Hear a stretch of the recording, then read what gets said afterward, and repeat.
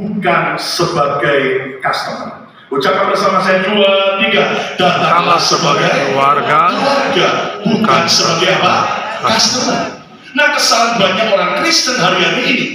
Mereka adalah orang yang datang beribadah, mereka datang melayani, percaya Yesus hanya sebagai customer atau pelanggan, bukan sebagai keluarga. Nah, lihat seorang customer pasti mencari pelayanan yang sempurna, mau menerima pelayanan yang terbaik. Dan tanpa sadar banyak orang terjebak datang pada Yesus, datang ibadah, datang melayani, mau jadi customer. Yang penting aku dilayani dengan baik sampai aku puas.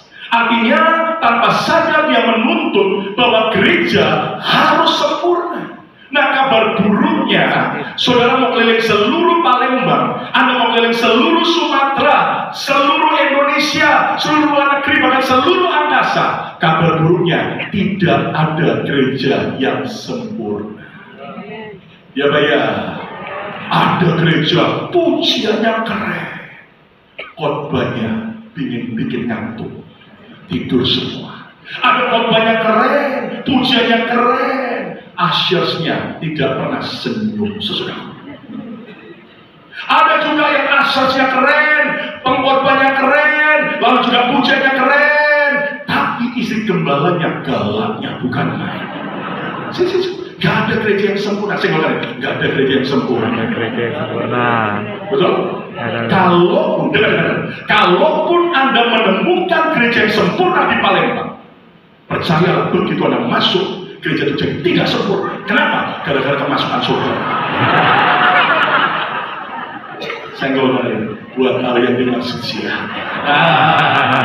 Ya kan saudaraku? Nah, maka kita belajar yang ada gereja memang tidak ada yang sempurna. Yang ada gereja sedang dalam proses disempurnakan serupa dengan Kristus. Kebenaran yang mulia. Haleluya. Haleluya. Nah, saudara akan kecewa jika Anda cari gereja yang sempurna. Sebab memang tidak ada gereja yang sempurna. Panggung tempat orang menikmati pertunjukan. Sementara mezbah adalah tempat orang mempersembahkan hidupnya untuk bertemu dengan Tuhan. Nah, ini kesalahan banyak gereja. Ini kesalahan banyak kita orang Kristen. Kita datang hanya untuk mau menikmati pertunjukan. Siapa yang khotbah? Siapa yang memimpin pujian? Wih, apakah asik gak suasananya? Sementara mezbah gak peduli, karena kita bukan untuk melihat pertunjukan, tapi membangun korban, mempersembahkan dan mau bertemu dengan Tuhan. Apalagi panggung tempat kita mendapatkan sesuatu, sementara mezbah tempat korban dipersembahkan. Tidak salah Anda datang minta kesembuhan. Tidak salah Anda datang, Tuhan doaku biar dikabulkan. Tidak salah Anda datang dan berkata, Tuhan berkati usaha ekonomi. Tapi kalau engkau datang hanya untuk mendapatkan sesuatu dari Tuhan, dan engkau datang bukan membangun mezbah, tapi engkau cari panggung, berkat, kesembuhan, mujizat, itu hanya bonus. Tapi engkau harus datang pada Yesus, bukan untuk dapat sesuatu, karena Dia sudah beri yang terbaik buat kita. Aku mau persembahkan, membalas cinta daripada Tuhan yang mau tepuk tangan yang mereka. Apalagi perbedaannya, suatu panggung adalah orang melihat kehebatan manusia. Mezbah tempat orang melihat kehebatan Tuhan. Gak ada artinya kita cuma cari kehebatan manusia, show off. Anda tahu saudara, semua akan sia-sia. Tapi kalau kau cari kehebatan Tuhan, Dia menang juga, Dia ajaib, Dia luar biasa. Engkau akan makin jatuh cinta, karena Dia sangat mempesona hidup kita. Karena mental kita datang bukan membangun panggung, cari panggung.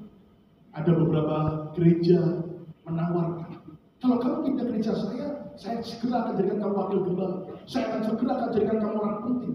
Ayo segera pindah. Kami tidak bangun itu. Gak peduli siapapun dia, kalau mau datang, lepas mahkota. Gak peduli pengusaha hebat, gak peduli orang terkenal, lepas mahkota. engkau datang menyembah Yesus. Setiap orang-orang Majus, mereka datang sujud di hadapan Tuhan. Tepuk tangan yang meriah.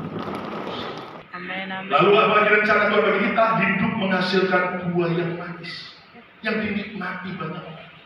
Ingat, pertobatan itu adalah urusan kita pribadi dengan Tuhan.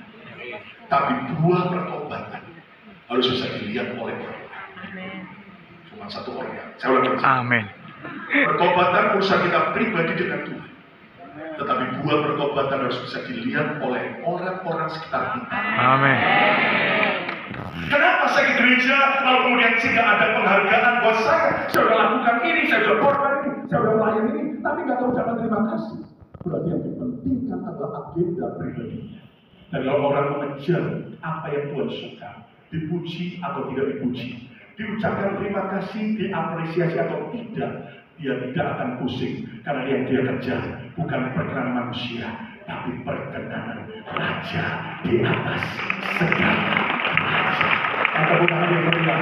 Ayo lebih meriah. Haleluya. Haleluya. Melayani gereja besar maupun cuma hanya 5 orang, 10 orang, apakah kita membedakan? Ini adalah sesuatu yang penting. Saudara, hari ini ayo rela lepaskan agenda pribadi untuk mengikuti agenda Tuhan. Supaya kita nggak mau future foresight, siap menghadapi masa depan. Bagaimana cara? Ngerti kehendak Tuhan. Belajar apa yang Tuhan ingin dalam keluarga. Apa yang Tuhan ingin aku lakukan dalam pekerjaan. Enggak apa yang aku ingin, bukan agenda. Apa yang Tuhan suka, apa yang Tuhan mau untuk aku lakukan dalam pelayanan. Inilah yang akan membuat engkau berbeda dengan orang-orang yang lain.